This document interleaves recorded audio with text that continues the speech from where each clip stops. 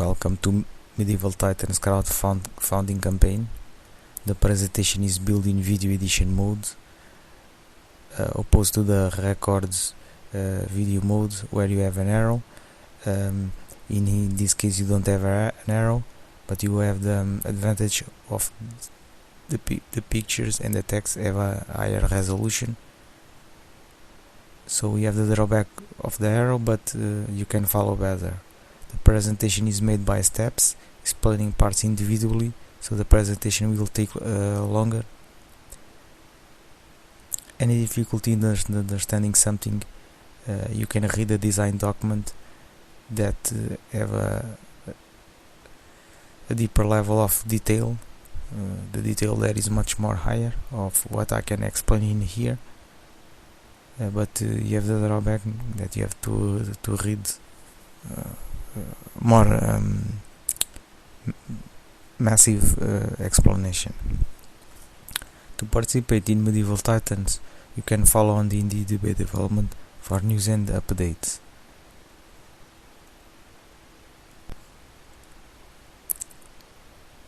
Now going to see the introduction of the game. It's a progressive battle arena that merges old school concepts with the new wave style of DOTA games. So we have professions, which are basically a status arrangement.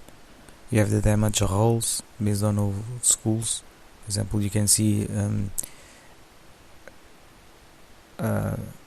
the bottom of the status, you can see knight, the status, and you have 1 to 40 damage, which means a character can give from 1 to 40 damage. It necessarily needs that he eat high amount of damage, so the status are a bit more controllable. And since the game is progressive in all these aspects, in the left side or in the left panel, players can create very complex roles.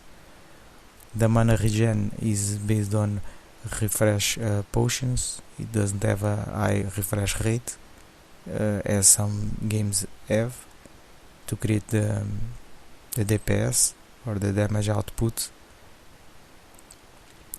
The damage on this game is more based on weapons, and the spells are more for control. So this is not only allow a player to design roles, but to design a bit of their own game style.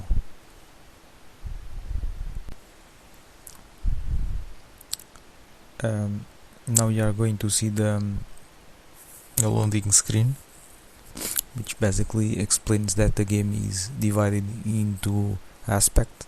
One is gold and another is the influence point. Basically, gold is for self-purchase or upgrades, and influence points are for team upgrades. For example, if you purchase a structure, you will consume influence points, and it's the influence points of the team. So another team member will lose that same amount of influence points because they are shared. So you can see that everything is progressive. You start your builds in the beginning of the game before you enter, and continue to develop it throughout the battlegrounds. So you have the professions, minions, structures, patrols, weapons, potions, spells, and magic schools. So for example, Spark has selected standard status, for example a scout, bought a imp, which is a minion, a sword, a weapon, fire, school of magic, and sprint, which is a spell. So this is just the presentation. Later we will see each of these aspects individually. For example, David Jones has bought a warrior, and they have 120 strength, 80 agility, and 50 int. He has bought 2 minions, an axe, water, magic school, and the leather armor. For example, the difference, he doesn't have a spell, so it's a different style of builds that have a different type of approach to the game.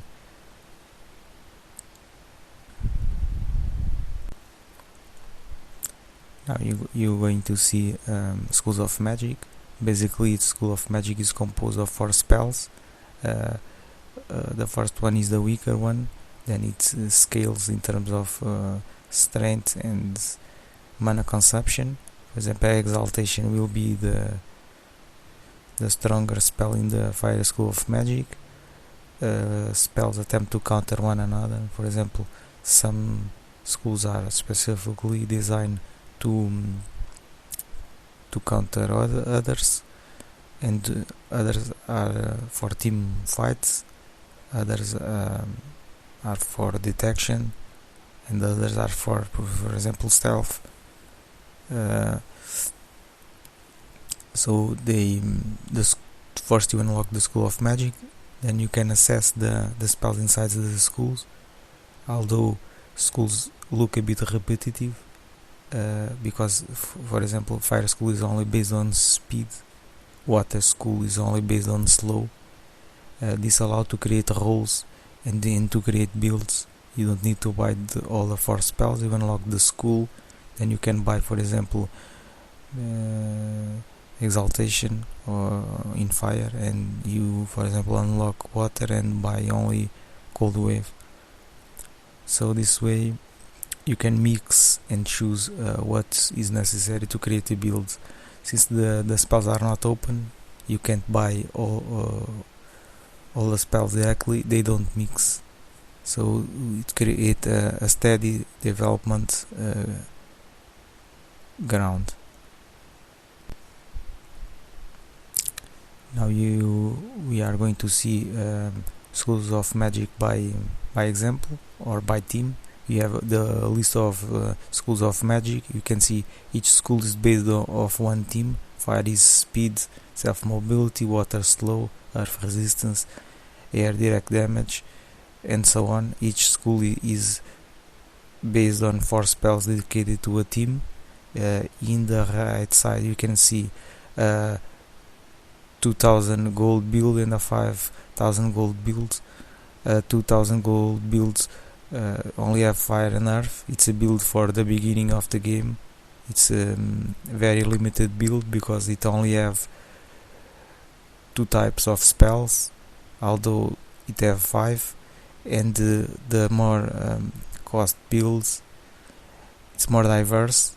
You can do much more things. You can help the team. You can disrupt, for example, team fights, or teleport to out of a situation. So it's basically a more powerful build because you have much more available actions. Now you have minions. Basically the game is based off minions that gather resources for the player. So they gather 3 types of resources.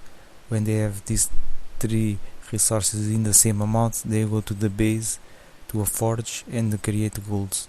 They are also progressive. You can see the status progress and the mining capability also progress. This creates a attack defense action. When you attack, your minions become vulnerable because you step away from your minions, leaving them unprotected. The structures are built to protect minions. They take some time to construct. Once constructed, they have a damage output that work a bit like the DOTA. Also have a door mechanics that can protect players for the more advanced buildings. And they have different abilities like detect hidden and teleport, stronger damage, more strengths. Buildings can be destroyed by players. so they are used to create defense points to protect the resources and minions.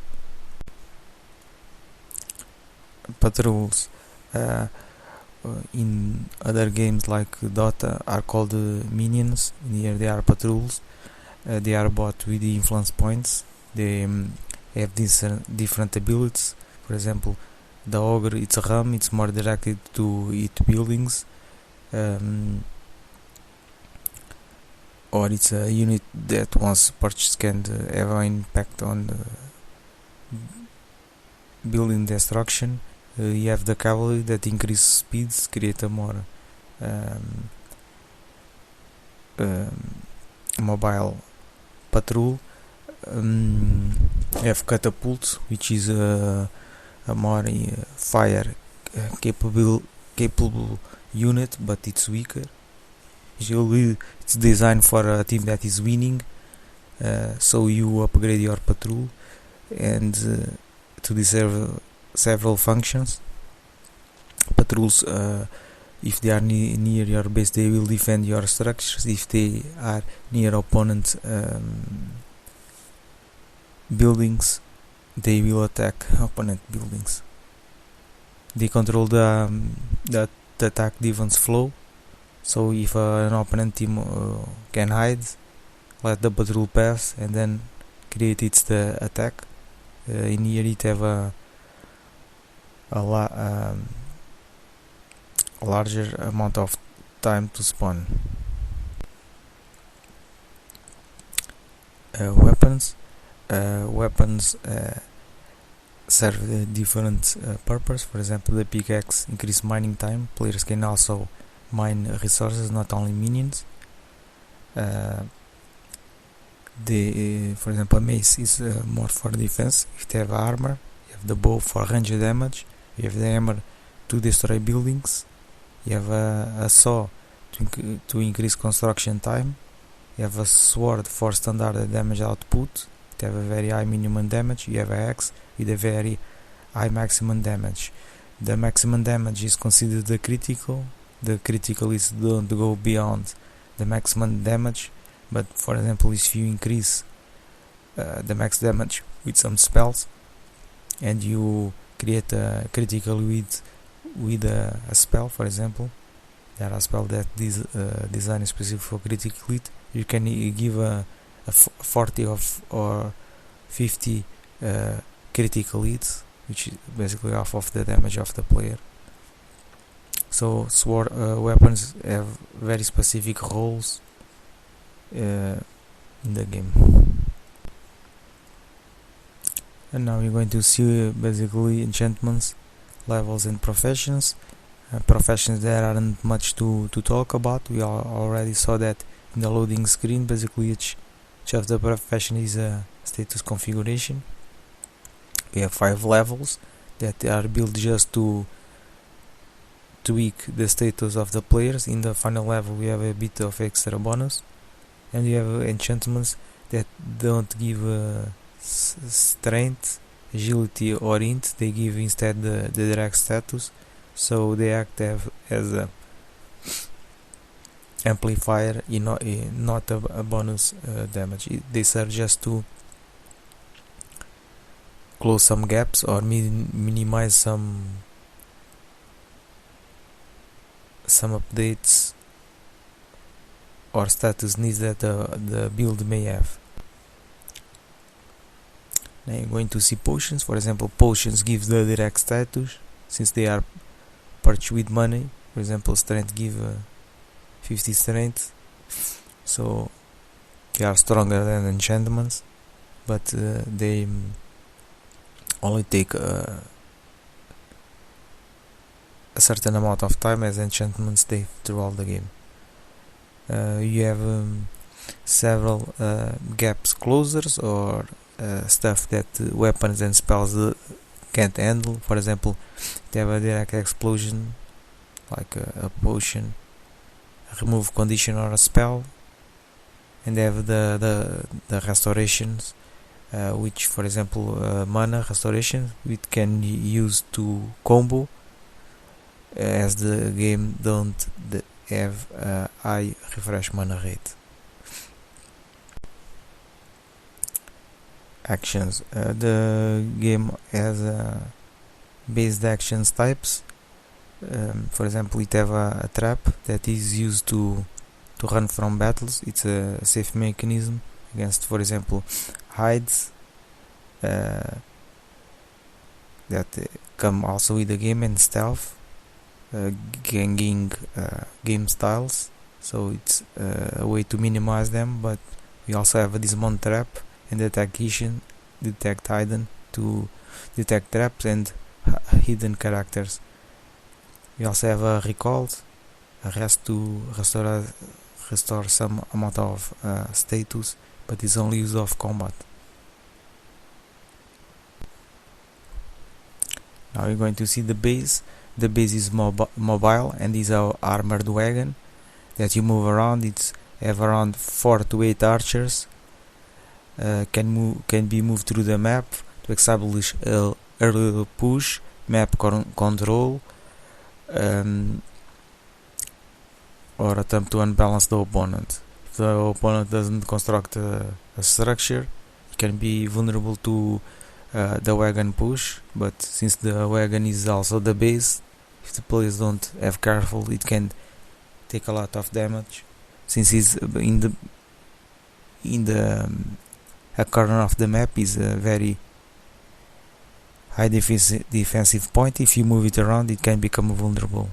Then it's up to the team builds and team strategy to choose how they are going to play the wagon cards. In this next picture, you're going to see that the opponent didn't build a structure, so it became vulnerable to a wagon push. So they explore that, come with a wagon to take control of the opponent resources and build themselves a structure there. In this next picture, you can see that the opponent didn't fall for that. It attempt to create a structure, but the opponent this time rush and didn't construct a structure themselves, so they attempt to disrupt opponent structure construction using a stealth unit to attempt to kill their minions, but their patrol is coming to aid, so they don't have much time to attempt disrupt opponent structure construction. Now we are going to see live game examples. Since all the parts were explained, you can understand more easily what's going on. A player purchase a couple of schools of magic, weapons, potions, building or a structure is attempting to construct. He lay down a trap for defense. It have his minions gathering resources for him. Opponents are attempting to stealth into to gank, and you can see in the tree that are the 2 levels of detection. You have a basic circle where it is very difficult to detect, and you have a larger circle which is more easy to detect, and they have the normal of range objects for hiding characters.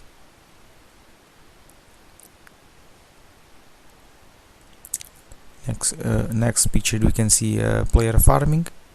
It's using the bow, so you don't take that much damage before the minion get close to preserve his health.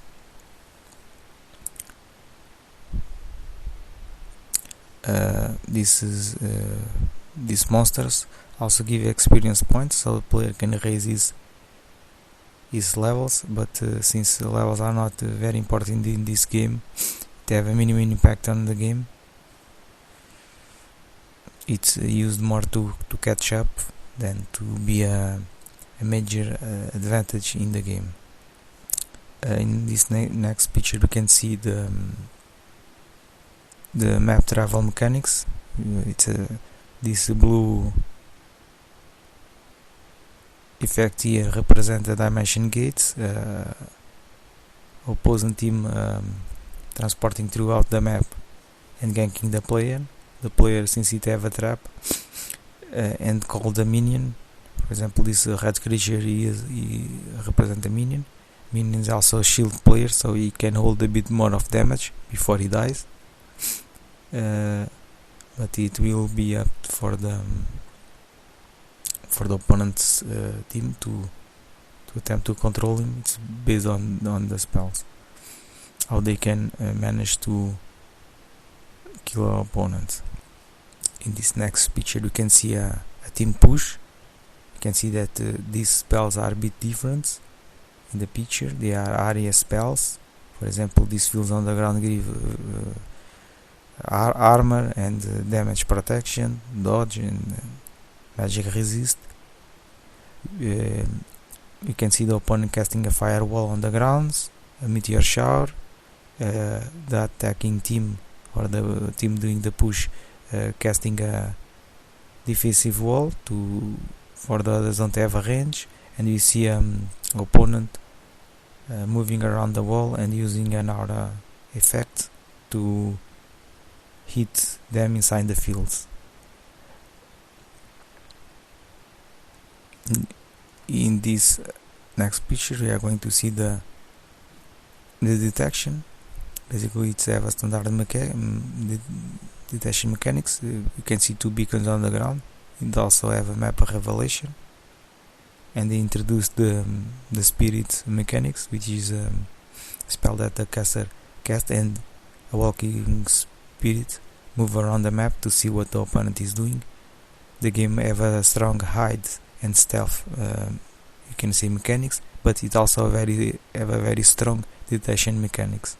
So in the way spells balance themselves and counter themselves, so that the player don't exploit too much just one type of spell and instead are more reactive, or they can choose different actions in different moments of the game. For example, be more centered on team, or be more centered on one-to-one fights, or center themselves on the early push, or in killing opponents' minions to make them lose the gold race.